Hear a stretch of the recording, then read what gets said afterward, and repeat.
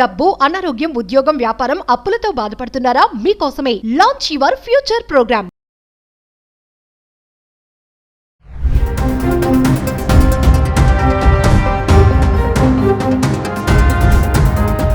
నమస్తే, welcome back to Suman TV. Present మనతో పాటు ఉన్నారు అనలిస్ట్ మందరి కృష్ణారెడ్డి గారు. నమస్తే సార్. నమస్తే అమ్మా.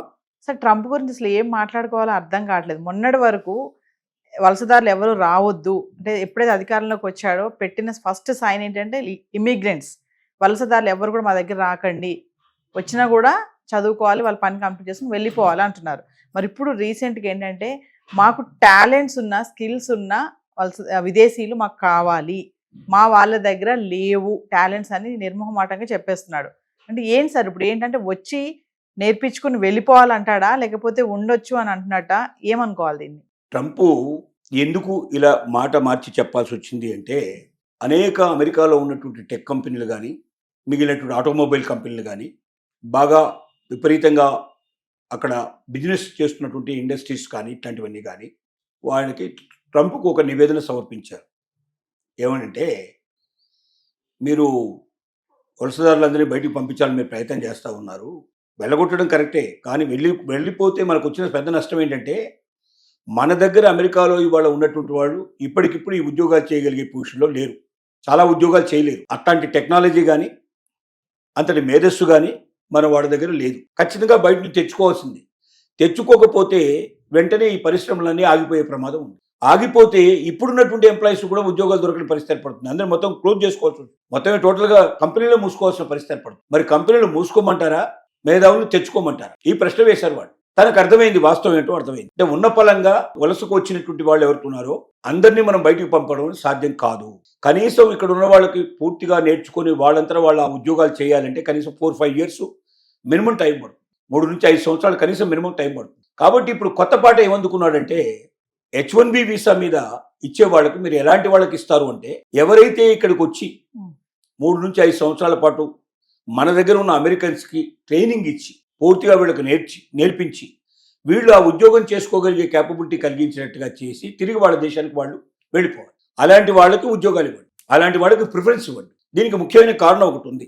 రష్యా లాంటి కమ్యూనిస్టు దేశాలు ఏం చేశాయంటే, చైనా కానీ రష్యా కానీ, ఎవరైనా మీ దేశం నుంచి మా దేశంలో పెట్టుబడి పెట్టడానికి రండి, మీకు ల్యాండ్ ఫ్రీగా ఇస్తాం, కరెంటు ఫ్రీగా ఇస్తాం, మీకు ఇక్కడ మాకు మ్యాన్ పవర్ చాలా తక్కువలో దొరుకుతుంది, మీరు పెట్టుబడి తీసుకురండి, 100 కోట్లు 1000 కోట్లు తీసుకురండి, ఇక్కడికి పెట్టండి, ఇండస్ట్రీస్ పెట్టండి. కానీ దాంట్లో పనిచేసేటువంటి ఎవరైతే ఎంప్లాయీస్ ఉంటారో వాళ్ళు ఎక్సెప్ట్ హైలీ టెక్నికల్ పర్సన్స్ తప్ప మా దగ్గర దొరికేటువంటి, మా దేశంలో దొరికేటువంటి ఎవరు ఉపయోగపడ్డా వాళ్ళందరినీ ఉపయోగించుకోండి. మా దేశంలో ఉపయోగపడని వాళ్ళు ఉంటే, అంటే మాకు ఉపయోగపడరు, వీళ్ళు ఎవరు ఉపయోగపడరు మా దేశంలో, అలాంటి పోస్టులు కొన్ని కావాలి కంపల్సరీగా అనుకుంటే మీ దేశం నుంచి తెచ్చుకోండి. కానీ సర్టెన్ లిమిటెడ్ పీరియడ్, అది 3 years 5 years 10 years డిక్లేర్ చేయండి. ఆ టైం లోపల మీరు మా వాళ్ళకి అన్నీ నేర్పించేసి వాళ్ళు ఎక్కడి నుంచి వెళ్ళాలి. ఇలాంటి కండిషన్స్ వాళ్ళు పెట్టారు, మొదటి నుంచి పెట్టారు వాళ్ళు. అలా వాళ్ళు సక్సెస్ అయ్యారు. అంటే వాళ్ళ దేశంలో ఉండే వాళ్ళకు కూడా టెక్నాలజీ తెలిసి వాళ్ళంతా వాళ్ళే వాళ్ళ కంపెనీలు నడుపుకునే పొజిషన్ రావాలి, ఎప్పటికీ మనం ఇతర దేశాల మీద ఆధారపడేటువంటి బతుకు మనకు కాకూడదు అన్నటువంటి ఒక దృక్పథంతో వాళ్ళు అది పెట్టారు. వాళ్ళు సక్సెస్ అయ్యారు. అమెరికాలో అలాంటి పద్ధతులు ఏం లేవు మొదటి నుంచి కూడా. ఎవరైనా రావచ్చు, ఎవరైనా ఉద్యోగం చేసుకోవచ్చు, ఎవరైనా డెవలప్ చేయొచ్చు. అసలు అంతా వలసవాదుల చేతనే, వలస వచ్చినటువంటి వాళ్ళ చేతనే నిర్మించబడ్డటువంటి అమెరికాలో ఇలాంటి రిస్ట్రిక్షన్స్ ట్రంప్ వచ్చేదాకా ఇలాంటివి లేవు. ఇప్పుడు ట్రంప్ ఈ కొత్త పాట అందుకున్నాడు. ఈ కొత్త పాటలో మరి ఎవరు వెళ్తారు, అందరికీ ఆ ఇంట్రెస్ట్ ఉంటుందా? అమెరికా అనగానే ఎందుకు వెళ్తున్నారు అంటే, తాత్కాలికంగా డబ్బు సంపాదించడమే కాదు, అక్కడ శాశ్వతంగా మనం జీవితం ఏర్పరచుకుంటే మన కుటుంబం అంతా కూడా సంతోషంగా సుఖంగా జీవించగలుగుతుంది, ఒక మంచి సిటీ లోపల మనం బతుకున్నట్టు ఉంటుంది, మంచి కంట్రీలో బతుకున్నట్టు ఉంటుంది, ఒక డిగ్నిఫైడ్గా బతకొచ్చు అన్న ఉద్దేశంతో అమెరికా వెళ్ళడానికి చాలామంది ప్రయత్నం చేస్తున్నారు. 3 ఏళ్ళు 5 ఏళ్ళు ఉండండి, మీ పని ముగించుకోండి, మాకు ట్రైనింగ్ ఇచ్చేయండి, మీరు వెళ్ళిపోమన్నప్పుడు అలా వెళ్ళేవాళ్ళు కూడా ఉంటారు. కానీ ఎలా ఉంటారంటే, ఇప్పుడు డిమాండ్ చేస్తున్న దానికన్నా చాలా ఎక్కువ రేట్లు డిమాండ్ చేస్తారు. ఎందుకంటే ఇప్పుడైతే ఎప్పటికక్కడ ఉండిపోవచ్చు కాబట్టి వాడు ఎంత ఇచ్చినా తీసుకుంటున్నారు. కానీ అప్పుడు అలా తీసుకోరు. నా పరిమితి 3 ఏళ్ళు 5 ఏళ్ళు, నాకు అంటే ఇండియాలోనో లేకపోతే ఇతర దేశాల్లో ఉన్న అవకాశాలను వదులుకొని నేను అక్కడికి వెళ్ళాలి. అంతకాలం లాంగ్ లీవ్ పెడతారంటే ఏ గవర్నమెంట్ కానీ ఏ కంపెనీ కానీ ఒప్పుకోదు ఎట్టి పరిస్థితుల్లో. కాబట్టి తప్పనిసరిగా వాడు ఉద్యోగాన్ని రాజీనామా చేయాల్సిందే. ఉద్యోగాన్ని రాజీనామా చేసి ఇంకొక కంట్రీకి పెడుతున్నప్పుడు, నా భవిష్యత్ అంతా పనంగా పెడుతున్నప్పుడు, మళ్ళీ వెనక్కి వచ్చినాక నాకు అవకాశాలు ఉంటాయో లేదో తెలియదు. నాకు దీంట్లో వచ్చే ప్రమోషన్స్ అన్నీ పోతాయి. నేను అప్పుడు మళ్ళీ జూనియర్ని అయిపోతాను. మళ్ళీ పైకి ఎక్కడానికి ఎంత టైం పడుతుందో తెలియదు. అసలు ఉద్యోగం దొరుకుతుందా లేదని పెద్ద ప్రశ్న. దొరికినా కూడా నేను ఎక్కడో జూనియర్గా ఉంటాను. సీనియారిటీ రావడం చాలా టైం పడుతుంది. నాకు పొద్దున రిటైర్ బెనిఫిట్స్ కూడా సరిగా వచ్చే అవకాశాలు ఉంటాయో తెలియదు. అన్ని రకాలుగా నా జీవితాన్ని పనంగా పెట్టి మీ దగ్గరికి వస్తున్నాను. కాబట్టి మీరు ఇప్పుడు ఇస్తున్న జీతానికన్నా 2 ఇంతలో 4 ఇంతలో 5 ఇంతలో ఎక్కువ ఇస్తే వస్తాను, లేకపోతే లేదని కండిషన్ పెట్టే అవకాశాలు చాలా ఎక్కువ ఉంటాయి. డిమాండ్ చేయొచ్చు మనం. డెఫినెట్గా డిమాండ్ పెరుగుతుంది. ఎందుకంటే నువ్వు తాత్కాలికంగా యూజ్ అండ్ త్రో లాగా నేను ఉపయోగించుకుంటా, నాకు ఉపయోగపడి నువ్వు వెళ్ళిపో అంటే నేను నీకు ఉపయోగపడడానికి నేను ఎందుకు వస్తాను? నాకేం అవసరం? ఆ మాత్రం నువ్వు ఇచ్చేటువంటి జీతం నాకు ఇవాళ ఇండియాలో కూడా దొరుకుతుంది.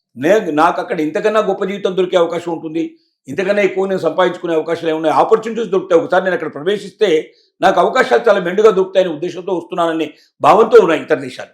కానీ ఇప్పుడు అక్కడ treasury secretary, American president treasury secretary ఏమని ప్రకటిస్తున్నాడంటే, మాకు కావాలి ఇప్పుడు ప్రజెంట్గా అమెరికా లోపల నిపుణులు అవసరం ఉంది, మా దగ్గర నైపుణ్యం లేదు.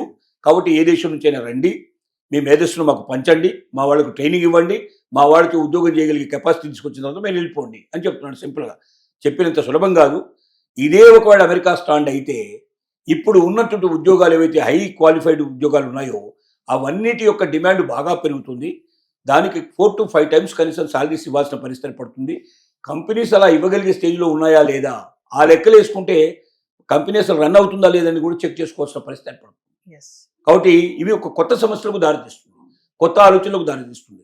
అంటే ట్రంప్ విధానాల్లోనే మొదటి నుంచి ఇవన్నీ ఆలోచించుకొని అందరినీ కూర్చోబెట్టుకొని ఇండస్ట్రియలిస్ట్ని, తర్వాత పెద్ద పెద్ద కంపెనీస్ అందరినీ కూర్చోబెట్టుకొని అందరూ కలిసి ఆలోచన చేసి డిస్కషన్ చేసి మనకేం కావాలి, ఏం అక్కర్లేదు, ఎలా చేయగలం, ఇది సాధ్యమా కాదా అని మేధావులందరి యొక్క ఆలోచనతోటి ఒక ప్రణాళిక రూపొందించి ఉంటే ఈ సమస్యలు వచ్చే కావు.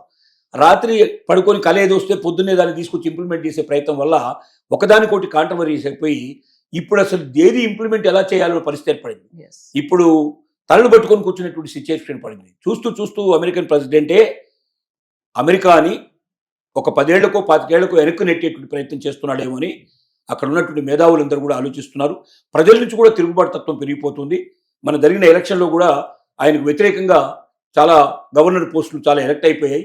ఇంకా భవిష్యత్తులో అసలు తన పార్టీ నిలబడుతుందా, పూర్తిగా అయిపోతుందా అనే భయం కూడా చాలా మందికి ఉంది. ఈ పరిస్థితిలో జరుగుతున్నటువంటి పరిస్థితి ఇది. దీనికి ఆయన చెప్తున్నటువంటి ఈ పద్ధతిలో వీసాలు కావాలంటే ఇలా రండి, ఇలా వెళ్ళండి అని చెప్తున్నాడు సింపుల్గా. అంటే మొన్నటి వరకు వీసాలు ఇవ్వమన్న ట్రంప్ ఇప్పుడు నిపుణులు కావాలి, వాళ్ళకైతే ఇస్తాం వీసాలు అని చెప్పేసి మళ్ళీ రివర్స్ అన్నమాట.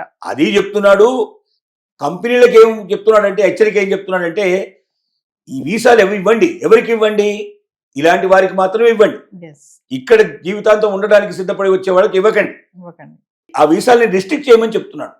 తద్వారా మన అమెరికాను గొప్పగా తయారు చేయండి, మన వాళ్ళని నిపుణులుగా తయారు చేయండి, మన దగ్గరే కంపెనీస్ మొత్తం వచ్చేట్టు చేయండి, మనకు కావాల్సిన వస్తువులను మనమే తయారు చేసుకున్నట్టు చేయండి, విదేశాలకు మనమే ఎగుమతి చేసుకున్నట్టు చేయండి అన్నట్టుగా దీని వెనక ఒక స్లోగన్ ఉంది.